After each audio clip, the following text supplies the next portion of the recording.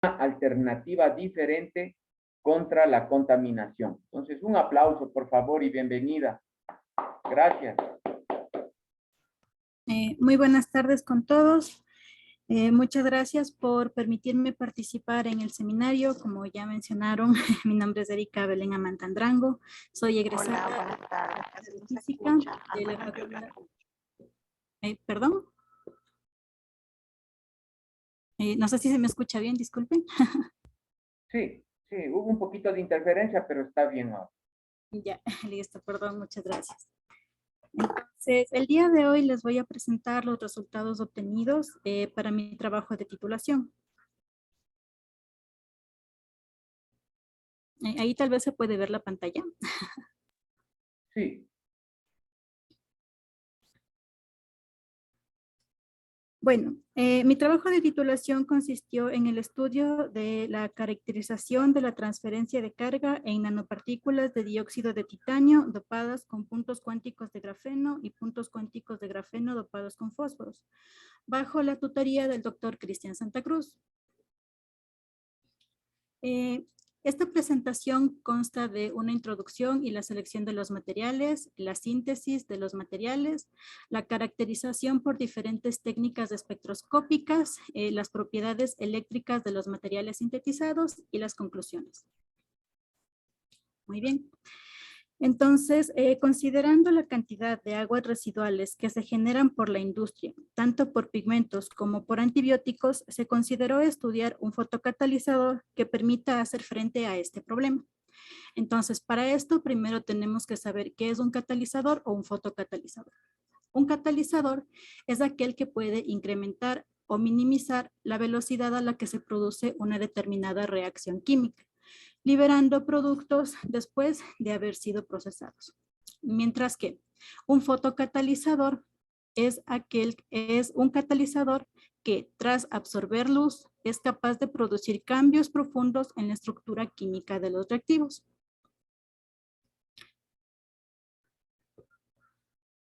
Entonces, vamos a ver cómo funciona la fotocatálisis en el dióxido de titanio. Primero, escogemos el dióxido de titanio por su alta estabilidad química y su bajo costo. Como habíamos mencionado, el dióxido de titanio es un fotocatalizador que al ser iluminado con una luz cuya longitud de onda sea menor a 390 nanómetros, un electrón se excita fuera de su nivel de energía, dejando un hueco en la banda de valencia. A medida que los electrones pasan de la banda de valencia a la banda de conducción, generan pares electrón-hueco. De este modo, el potencial de la banda de valencia es lo suficientemente positivo como para generar radicales hidroxilo, que son estos OH a la negativos que tenemos aquí. Y el potencial de la banda de conducción es lo suficientemente negativo como para generar oxígeno molecular en la superficie del dióxido de titanio. El radical hidroxilo es un poderoso agente oxidante que puede atacar la materia orgánica presente en o cerca de la superficie del dióxido de titanio, siendo capaz de generar, de degradar compuestos tóxicos y bioresistentes en sustancias inofensivas, tales como el agua o el CO2. Es por eso que nosotros escogimos el dióxido de titanio. También se escoge el dióxido de titanio porque es un semiconductor. Un semiconductor es un material o un compuesto que tiene propiedades aislantes o conductoras.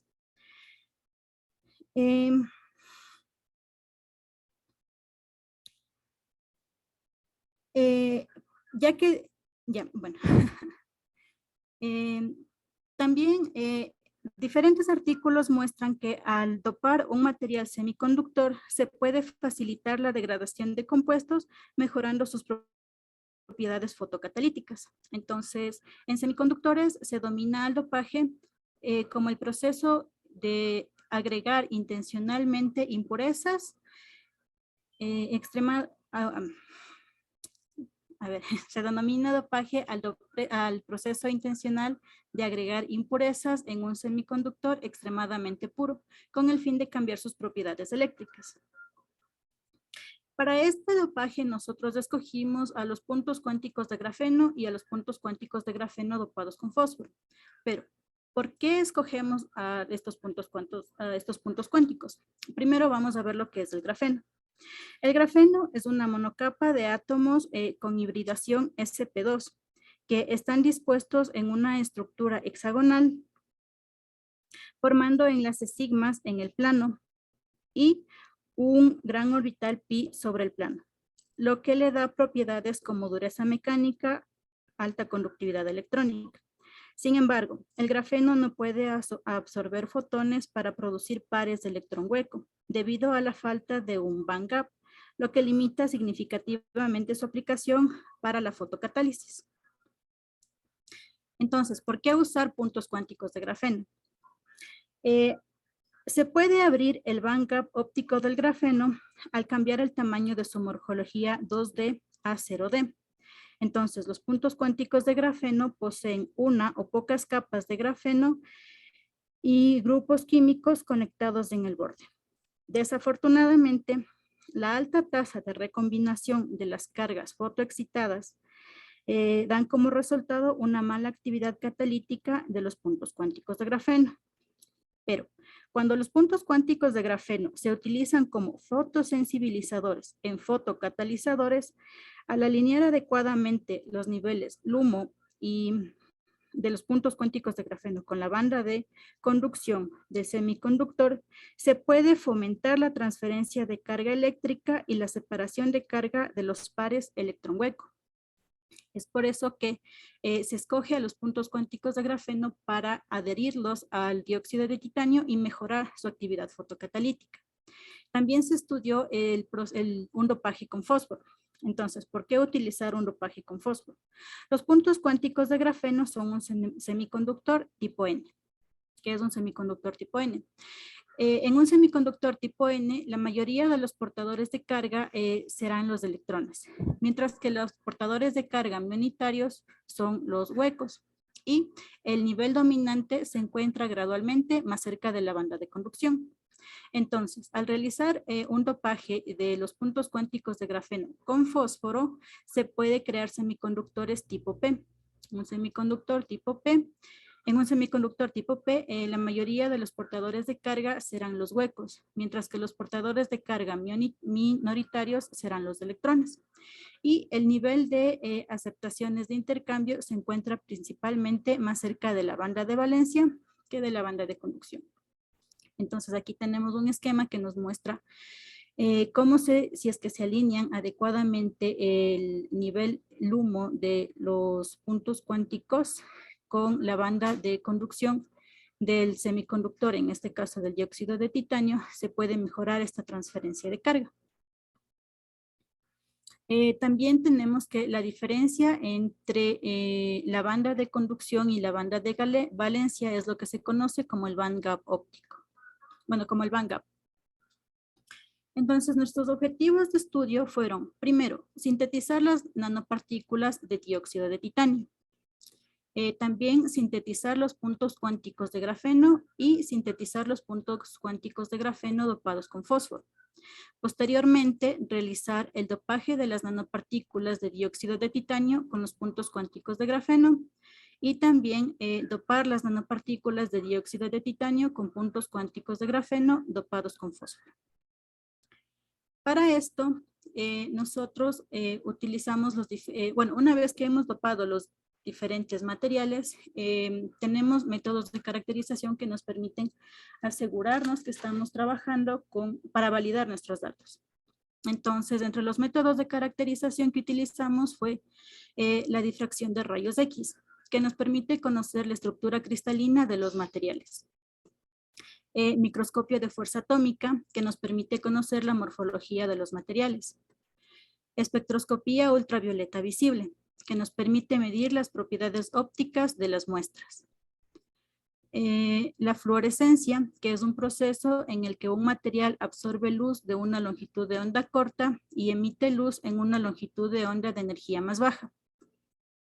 Espectroscopía infrarroja por transformada de Fourier, que nos permite conocer la estructura de las moléculas individuales y la composición de las mezclas moleculares.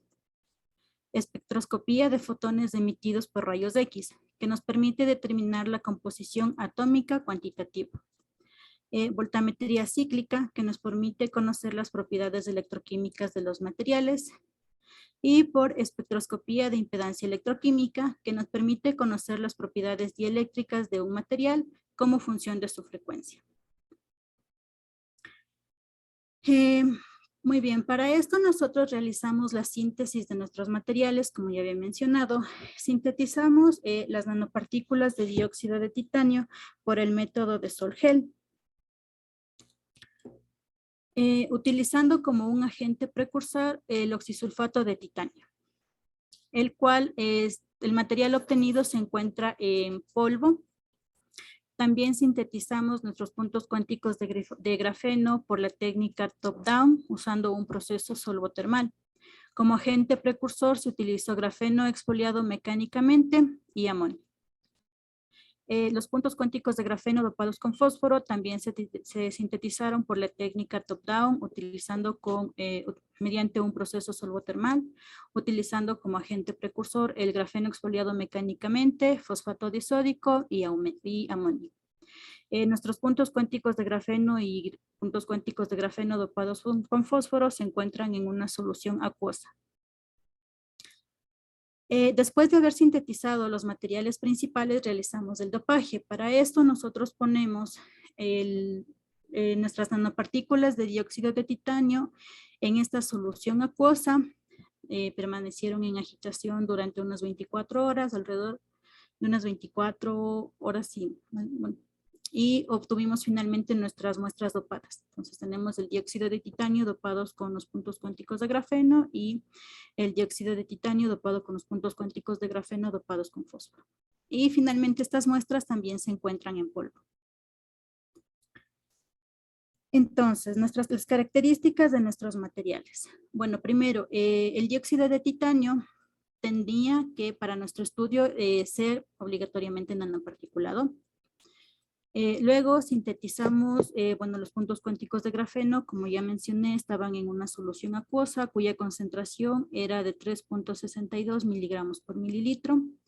La concentración de los puntos cuánticos de grafeno dopados con fósforo fue de 22.5 miligramos por mililitro. Posteriormente se realizó el dopaje del dióxido de titanio con los puntos cuánticos de grafeno y para esto se utilizaron dos muestras a las cuales llamamos M1 y M2, que están en unas concentraciones del 10 y el 5% respectivamente en relación peso-volumen del dióxido de titanio y puntos cuánticos. Luego se sintetizaron, se realizó el dopaje de las nanopartículas con puntos cuánticos de grafeno dopados con fósforo. También se realizaron dos concentraciones que son al 10 y el 5%. Pero ¿por qué realizamos esto con diferentes concentraciones? Bueno, pues cuando se tiene una concentración muy baja de puntos cuánticos sobre la superficie del dióxido de titanio, puede ser que toda la luz sea absorbida por el dióxido de titanio y que no interaccione con los puntos cuánticos. Mientras que cuando se tiene una concentración demasiado grande de puntos cuánticos respecto a la superficie del dióxido de titanio, la luz no va a poder ser absorbida correctamente sobre el dióxido de titanio ya que está siendo opacada completamente por los puntos cuánticos. Entonces, encontrar una correcta relación de puntos cuánticos y en la superficie de dióxido de titanio permite que la luz sea reaccione correctamente con los puntos cuánticos y con el titanio, generando adecuadamente estos pares de electrón hueco.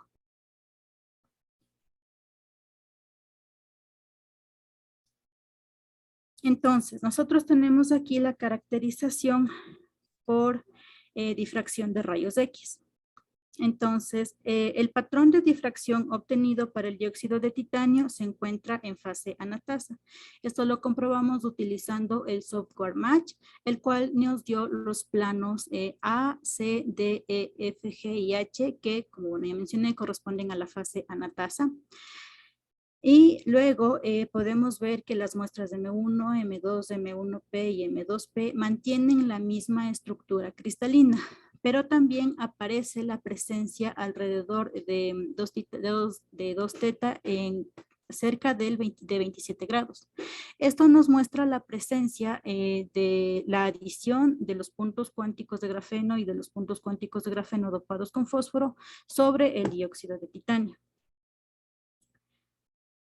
La celda unitaria del dióxido de titanio en fase anatasa consta de un átomo de titanio rodeado por 6 átomos de oxígeno en configuración octaédrica distorsionada. Bueno, también tenemos que no se ven picos extra que indiquen la presencia directa del fósforo. Esto puede deberse a que la cantidad de fósforo es mínima. Tenemos la caracterización del dióxido de titanio por microscopio de fuerza atómica. Lo que nosotros podemos ver aquí es que tiene una estructura esférica. Realizamos el histograma de estas muestras y tenemos un tamaño de alrededor de unos 80 nanómetros como el tamaño principal. Entonces aquí nosotros por difracción de rayos X obtuvimos que el tamaño de cristalito era de 11 nanómetros y al realizar la caracterización por AFM obtenemos que el tamaño es de alrededor de 80 nanómetros. Lo que nos está indicando es que tenemos agregados de nanopartículas. Sin embargo, seguimos trabajando con un material nanoparticulado que era parte de nuestro objetivo. Luego tenemos las medidas de espectroscopía ultravioleta visible. Entonces, de las muestras en polvo. Entonces, acá nosotros podemos observar la reflectancia de nuestras nanopartículas de dióxido de titanio. Vemos que reflejan su mayor cantidad en el espectro visible. Reflejan muy poco en el ultravioleta. Al tener nosotros las medidas de reflectancia, podemos calcular, obtenemos las gráficas de Tau, que son unas gráficas que están en función del espectro de reflectancia con respecto a la energía. Y las gráficas de Tau ventajosamente nos permiten calcular el bandgap óptico de las muestras. Entonces, bajo este mismo procedimiento se calculó el bandgap óptico del dióxido de titanio y de las muestras dopadas. Entonces, podemos observar que el dióxido de titanio presentó un bandgap óptico de 3.07. Mientras que para las muestras dopadas con puntos cuánticos de grafeno y puntos cuánticos de grafeno dopadas con fósforo, este bandgap óptico incrementa respecto del dióxido de titanio. También se realizó mediante espectroscopía ultravioleta visible las medidas de absorbancia para las muestras líquidas. Aquí podemos ver el espectro de absorción de los puntos cuánticos de grafeno. Entonces podemos ver que la absorción en 263 se atribuye a las transiciones pi asterisco de los enlaces aromáticos del carbono-carbono, que es la unidad elemental de la estructura del grafeno, mientras que el hombro a 314 nanómetros se atribuye a la transición NP, que corresponde a los enlaces dobles del carbono-oxígeno. Y también mediante la gráfica de Tau podemos calcular el bandgap óptico de los puntos cuánticos de grafeno que resultó en 3.07 electronvoltios. Bajo el mismo procedimiento pudimos calcular el bandgap óptico de los puntos cuánticos de grafeno dopados con fósforo. Vemos que también tiene la presencia de las transiciones pi asterisco y n asterisco. Entonces, para nosotros esto es importante porque nos asegura que todavía estamos trabajando con puntos cuánticos de grafeno, ya que se pueden hacer puntos cuánticos de diferentes materiales o también de diferentes, o pueden haber también puntos cuánticos de carbono. Entonces, nosotros al tener este enlace pi asterisco estamos asegurando que son puntos cuánticos de grafeno. Ya. La fluorescencia. La fluorescencia de los puntos cuánticos de grafeno, para obtener la fluorescencia de los puntos cuánticos de grafeno y los puntos cuánticos de grafeno se excitó con luz ultravioleta con una longitud de onda de 403 nanómetros. y se mostró una fluorescencia en la longitud de onda de 500 nanómetros que corresponde al espectro visible. Entonces, esta es una de las principales pruebas que nosotros hicimos para ver si es que sí teníamos puntos cuánticos, ya que al tener puntos cuánticos de carbono y presentar esta fluorescencia en color azul, también es una característica de los materiales a base de carbono. También realizamos la fluorescencia en longitudes de onda más pequeñas. Entonces, las curvas en color morado representan el espectro de emisión para diferentes longitudes de onda de excitación. Y las curvas en color azul indican la fluorescencia al ser excitadas con longitudes de onda del máximo espectro de excitación. Entonces, nosotros aquí estamos buscando un espectro de excitación. Esta longitud de onda de 279 nanómetros corresponde a luz ultravioleta. Entonces, nosotros estamos buscando con qué longitud de onda en el rango ultravioleta genera la mayor emisión de fluorescencia. Entonces, esta longitud de onda encontrada fue de 279 nanómetros, generando un espectro de emisión en color azul, cuyo pico está en 386 nanómetros. Entonces, un pico asimétrico nos indica la existencia de puntos cuánticos de diferentes tamaños o con diferentes características, pero el hecho de haber tenido la fluorescencia en color azul al ser excitada con la longitud de onda de 404 nanómetros nos indica que sí son puntos cuánticos que se encuentran diluidos en esta solución acuosa. Los espectros, para los puntos cuánticos de grafeno y los puntos cuánticos de grafeno dopados con fósforo, los espectros de FTIR nos indican en la región de 3.000 a 3.400 centímetros a la -1, nos muestran las vibraciones de estiramiento del OH correspondientes al agua.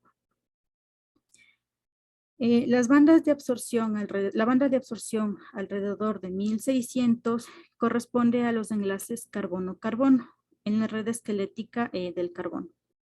La banda de absorción en 1400 corresponde a la vibración de los enlaces carbono-oxígeno y para las muestras de los puntos cuánticos de grafeno dopados con fósforo, la banda de absorción en el pico de 1800 corresponde a los enlaces formados por los grupos fosfato.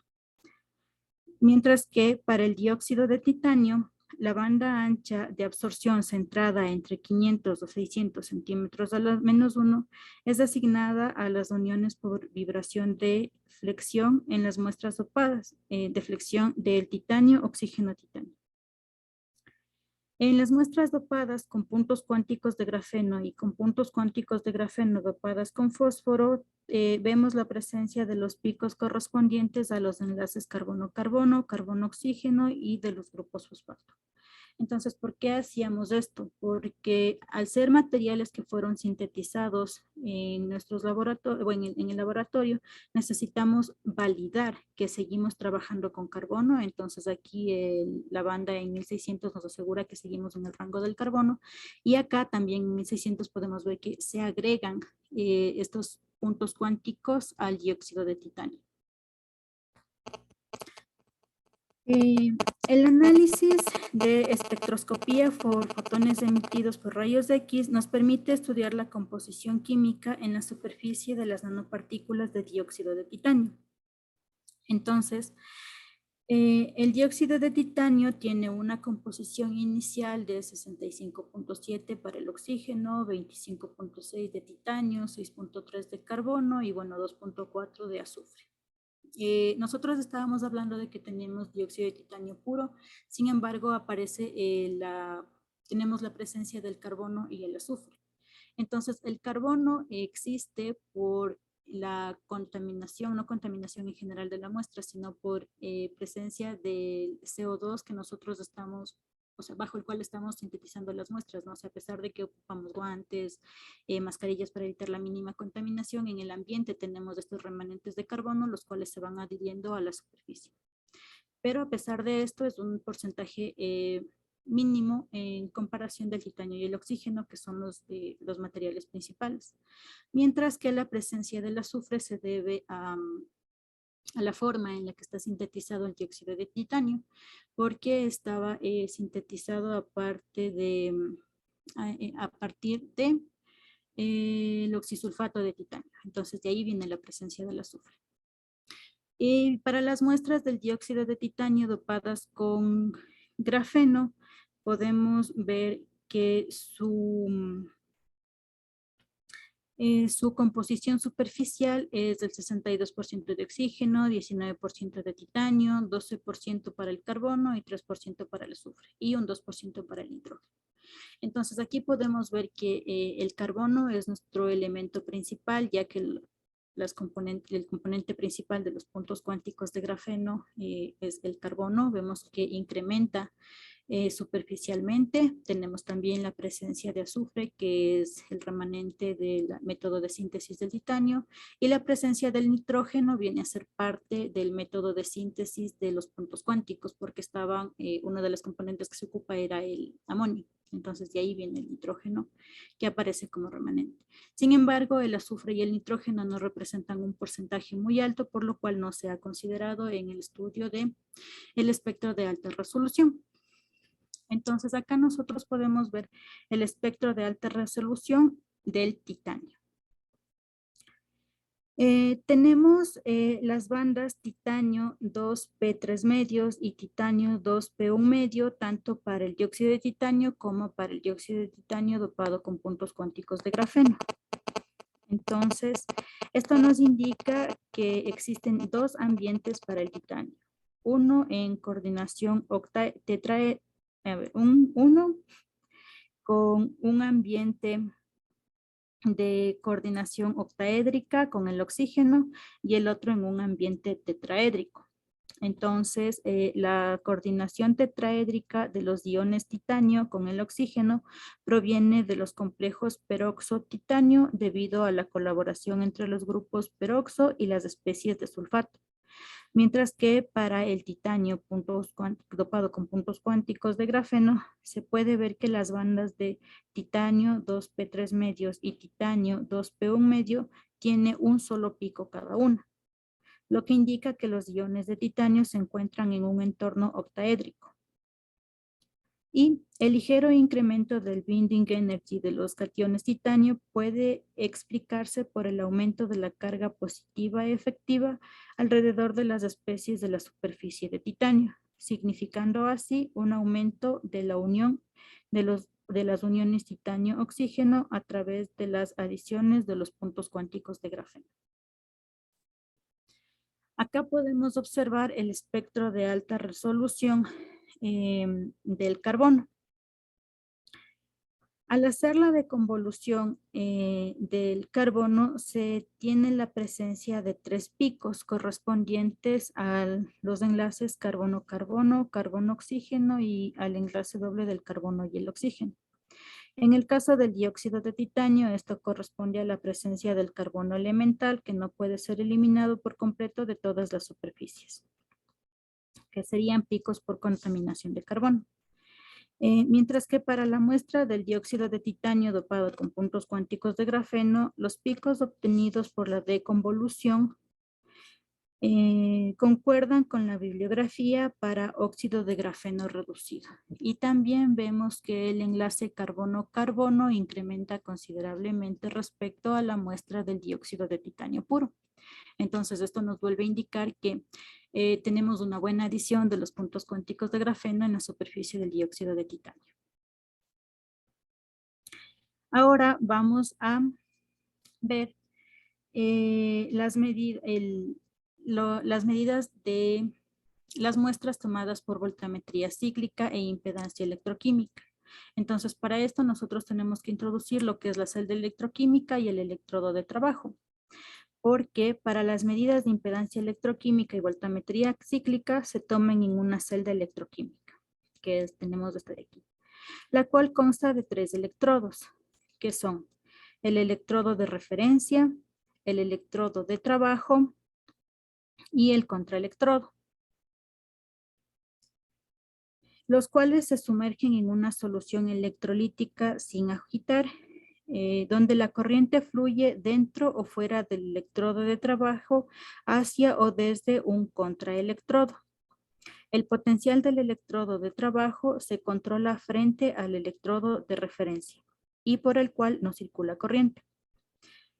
Nosotros en nuestras medidas tomamos un electrodo de referencia de plata cloruro de plata, un contraelectrodo de plata y como electrodo de trabajo se utilizó un vidrio FTO, el cual es conductor y nos permite tomar las medidas de corriente.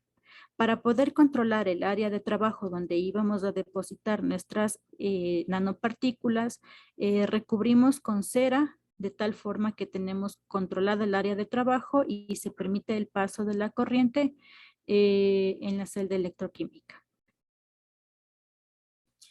Nosotros al realizar las medidas de voltametría cíclica obtenemos el gráfico de corriente versus potencial, que en el caso de ser una muestra que se oxida y se reduce, tenemos este diagrama que se conoce como el diagrama del pato. Entonces, en la región A se muestra que la corriente permanece sin cambios o con cambios mínimos. En la región B se muestra que la corriente crece a medida que aumenta la diferencia de potencial. Esto se debe a la oxidación de las especies en la solución. La corriente en esta región está limitada por la transferencia de electrones entre la especie y el electrodo. En la región C, la corriente alcanza su punto máximo antes de caer, ya que la velocidad de reacción está limitada por la velocidad de difusión de las especies en solución. En la región D muestra que la diferencia de potencial está disminuyendo y a medida que disminuye la diferencia de potencial, disminuye la corriente porque disminuye la velocidad de la reacción. En la región E se reducen las especies que fueron producidas en la región B. Y en la región F se muestra que la reacción está limitada por la difusión de las especies oxidantes en el electrodo. Entonces tenemos que la forma característica de un voltanograma para un par redox en fase de solución se explica por el efecto de la difusión. A potencias más allá del potencial pico, las especies electroactivas en la superficie del electrodo se agotan y la cinética de la reacción, o sea, la corriente, está limitada por la velocidad de difusión de las especies a la superficie del electrodo, dándole desde la mayor parte de la difusión. Por lo tanto, la corriente muestra un pico y luego una disminución antes de estabilizarse ligeramente.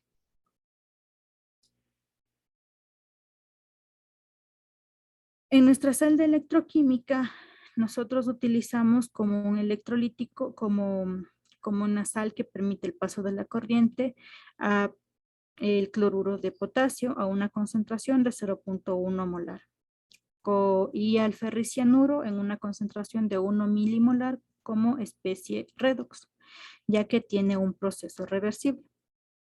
Mientras que un potencial triangular barre el potencial del electrodo de trabajo entre el potencial inicial y el potencial de conmutación. Se utilizó el criterio americano donde se establecen las corrientes catódicas que las corrientes catódicas sean negativas para el proceso de reducción y que las corrientes anódicas sean positivas para el proceso de oxidación. Entonces nosotros tenemos, al hierro que va a ser nuestro agente oxidante. Tenemos en la parte de aquí arriba que es el pico de oxidación, donde el compuesto se reduce. Esto quiere decir que el proceso pierde un electrón y aumenta el número de valencia. En los datos que nosotros utilizamos debemos conocer lo que es la corriente del pico anódico y la corriente del pico catódico. para esto se debe considerar que estas corrientes no están medidas respecto al cero en la corriente, sino que más bien se traza una especie de línea base en donde está la parte plana del voltanograma y de ahí, a partir de esta línea base, se puede tomar la corriente del pico anódico y también en la parte plana del pico nos puede permitir calcular la corriente del pico catódico. Tenemos lo que son los procesos reversibles y la velocidad de exploración. Entonces, en voltametría cíclica, al tener procesos de transferencia de electrones electroquímicamente reversibles, esto indica si el analito es estable después de la reducción y si se puede oxidar después de haber pasado por este proceso. Entonces, la velocidad de exploración, que es la velocidad a cual va incrementando el voltaje para poder hacer el recorrido en todo el potencial.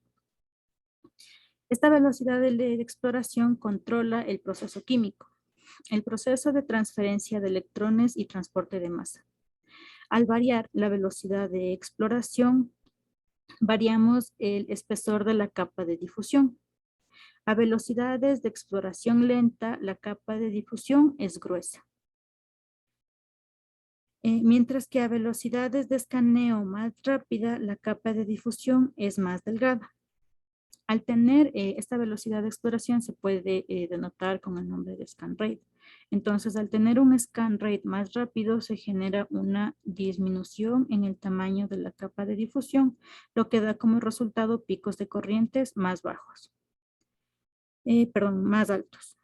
La ecuación de Randle-Servik describe el incremento lineal del pico máximo de la corriente respecto a la raíz cuadrada del scan rate. Entonces, en esta ecuación de Randle-Servik también se relaciona lo que es el número de electrones transferidos en el proceso redox.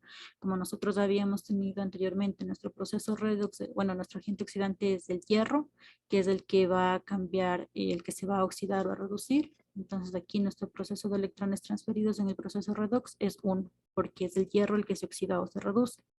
F es la constante de Faraday, A es el área de trabajo del electrodo, C la concentración del agente oxidante, que era el hierro, V la velocidad de escaneo o el scan rate, D sub 0, que es el coeficiente de difusión, R la constante ideal de los gases y T la temperatura. Entonces, nosotros vemos que aquí mediante esta ecuación y los voltanogramas obtenidos por la técnica de voltametría cíclica, podemos calcular la corriente de los picos y también estamos controlando el scan rate al que estamos tomando estos datos. Entonces, como todas las demás son unas constantes, el coeficiente de difusión es algo que es un dato que nosotros podemos obtener de la voltametría cíclica. Lo que nos va a indicar este coeficiente de difusión es qué tan rápido o qué tan lento se difunden las especies en la sustancia electrolítica y la superficie de nuestro electrodo. Entonces, nosotros hemos realizado aquí una gráfica de la corriente de los picos, en este caso es la corriente del pico de oxidación, versus el scan rate, la raíz del scan rate, y hemos hecho una linealización. Entonces, al comparar esto, podemos ver que de la pendiente de esta recta, nosotros podemos calcular el coeficiente de difusión para los picos de oxidación y reducción. Y aquí, nosotros podemos ver que para el pico de oxidación, el coeficiente de difusión de las muestras dopadas, en este caso M1 y M2, que correspondían a las muestras dopadas con puntos cuánticos de grafeno, incrementa considerablemente respecto al dióxido de titanio puro. Y a pesar de que para las muestras dopadas con fósforo, que eran M1P y M2P, no es un incremento tan notable como las muestras que fueron dopadas solo con fósforo, sí se ve el incremento del coeficiente de difusión respecto del dióxido de titanio puro. Y para el coeficiente de difusión del pico de reducción tenemos igual el incremento considerable en la muestra de dióxido de titanio dopada con puntos cuánticos de grafeno respecto al dióxido de titanio puro. También podemos calcular lo que es el parámetro cinético. Entonces, Este parámetro cinético también es conocido como la constante de tasa estándar y nos permite medir la facilidad cinética de un par redox. Esto quiere decir qué tan rápido alcanza el equilibrio las reacciones químicas. El parámetro, esto se puede relacionar con una función psi. Entonces, esta función psi está relacionada con el parámetro cinético K sub 0 y con el inverso de la raíz cuadrada del scan rate. Entonces, para nosotros conocer este parámetro cinético nos podría dar información de cómo se están comportando nuestras muestras al ser dopadas respecto al dióxido de titanio puro. Entonces, uno de los inconvenientes es que necesitamos conocer simultáneamente tendríamos que conocer el valor de psi. Entonces, para esto utilizamos la ecuación empírica desarrollada por Lavagnini et al, que relacionan la diferencia de picos, que es este delta EP. Entonces, esta diferencia de picos es la diferencia entre el pico anódico menos el pico catódico, dividido para el número de portadores de carga. Nuevamente, después de haber calculado la función psi y hemos graficado respecto al inverso de la raíz cuadrada del scan rate, comparando con la primera ecuación, tenemos que si encontramos por medio de la,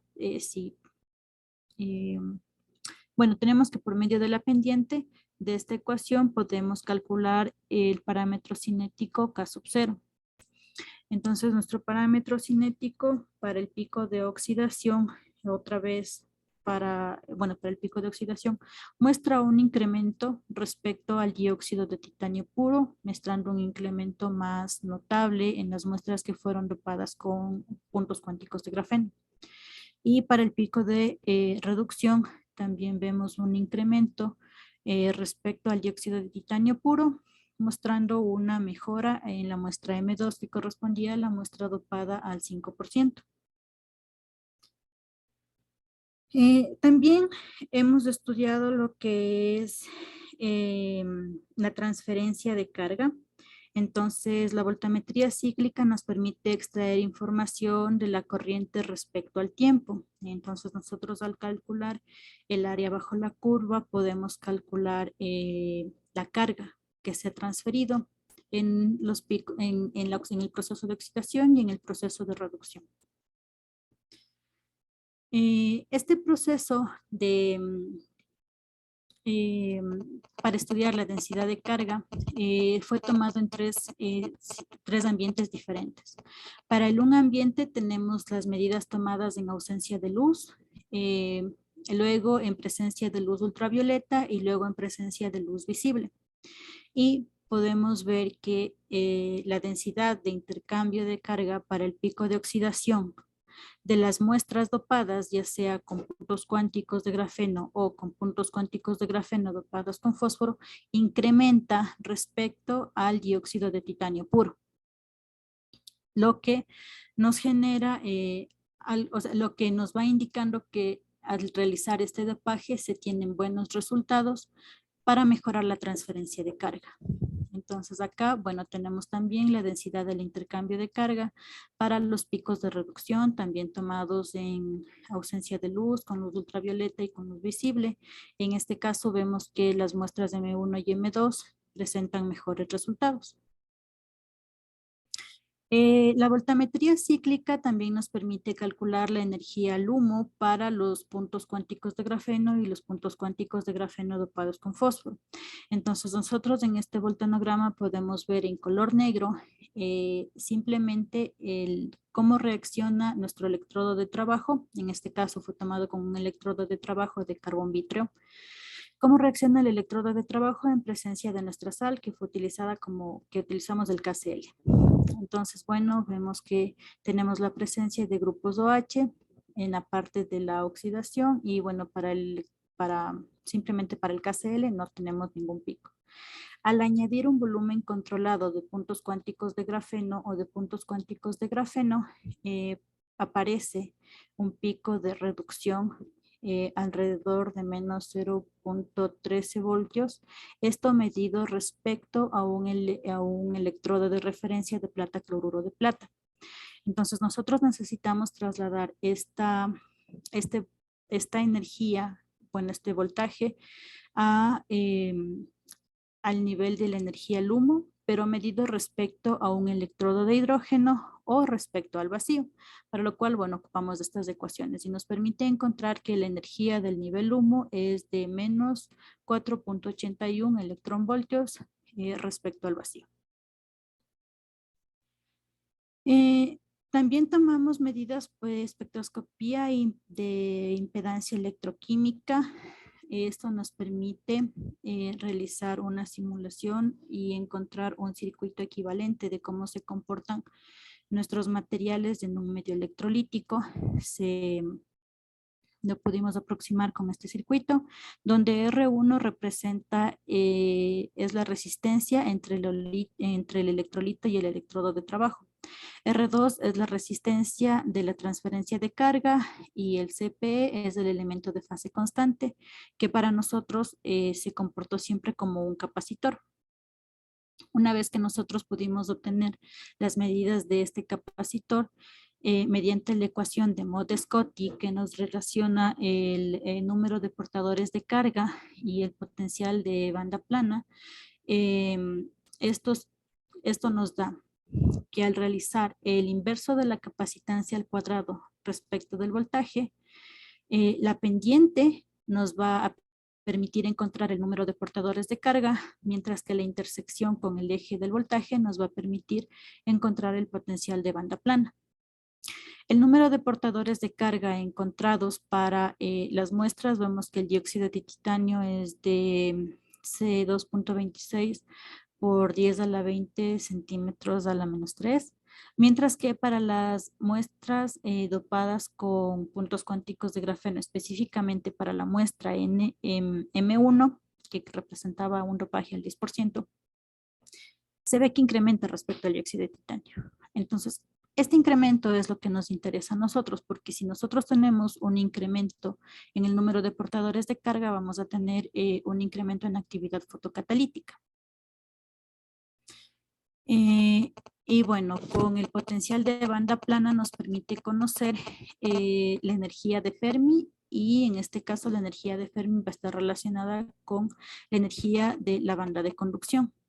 Entonces hemos encontrado la energía de la banda de conducción del dióxido de titanio, la energía del nivel humo de los puntos cuánticos de grafeno y la energía de la banda de conducción también de la banda de valencia, perdón, del dióxido de titanio y de sus muestras dopadas. Entonces vemos que al realizar el dopaje del dióxido de titanio con puntos cuánticos de grafeno, la banda de conducción de las muestras dopadas está ligeramente por debajo que la banda de conducción del dióxido de titanio puro. Entonces, esta puede ser una de las razones por las cuales se mejora la transferencia de carga en estas muestras que se encontraban dopadas solamente con puntos cuánticos de grafeno. Mientras que al calcular igual la energía de la banda de conducción y de la banda de valencia del dióxido de titanio y de las muestras dopadas, en este caso las muestras que estaban dopadas con puntos cuánticos de grafeno dopados con fósforo, vemos que la banda de conducción, la energía de la banda de conducción se encuentra ligeramente por encima del dióxido de titanio. Entonces, esto también nos podría indicar por qué las muestras dopadas con fósforo, en cambio, no estaban tan favorecidas en esta transferencia de carga respecto al dióxido de titanio. Ya, pero hemos realizado todos estos estudios para que, bueno, las conclusiones son que se sintetizaron nanopartículas de dióxido de titanio en fase anatasa, con un bandgap óptico de 3.07 electronvoltios. Estas nanopartículas tienen un tamaño de cristalito de alrededor de 11 nanómetros y un tamaño agregado de partículas de 70 nanómetros. Se sintetizaron también puntos cuánticos de grafeno y puntos cuánticos de grafeno dopados con fósforo, fluorescentes de color verde-azul, con un bandgap óptico de 3.07 electronvoltios y de 3.09 electronvoltios. Los análisis de espectroscopía mediante espectroscopía de infrarroja por transformada de Fourier y espectroscopía de fotones emitidos por rayos X mostraron que existe un correcto anclaje de los puntos cuánticos de grafeno y de los puntos cuánticos de grafeno dopados con fósforo al dióxido de titanio. Y las medidas de voltametría cíclica e impedancia electroquímica indicaron que existe un incremento en la transferencia de carga para las muestras que fueron dopadas con los puntos cuánticos de grafeno y los puntos cuánticos de grafeno dopados con fósforo. Entonces, ahí está. Nuestra aplicación directa para realizar este estudio es incrementar la actividad fotocatalítica del dióxido de titanio, ya que al incrementar la actividad fotocatalítica vamos a tener que se generan mayor número de hidroxilos OH y estos hidroxilos OH eran los que permiten la degradación de compuestos orgánicos o resistentes en especies más inofensivas como el agua o el CO2. Y muchas gracias. Muchas gracias. Un aplauso, por favor. Le agradecemos, señorita Erika.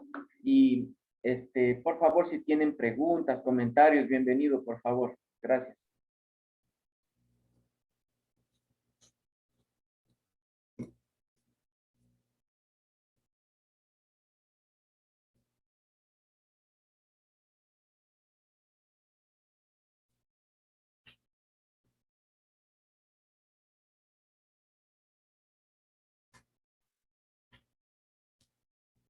Bien, entonces agradecemos nuevamente a Erika Belén, Amanta, Andrango, y entonces esperamos hasta las 4 de la tarde para dar inicio a la siguiente conferencia. Bueno, muchas gracias con todos. Hasta las 4, por favor. Muchas gracias. Muchas gracias.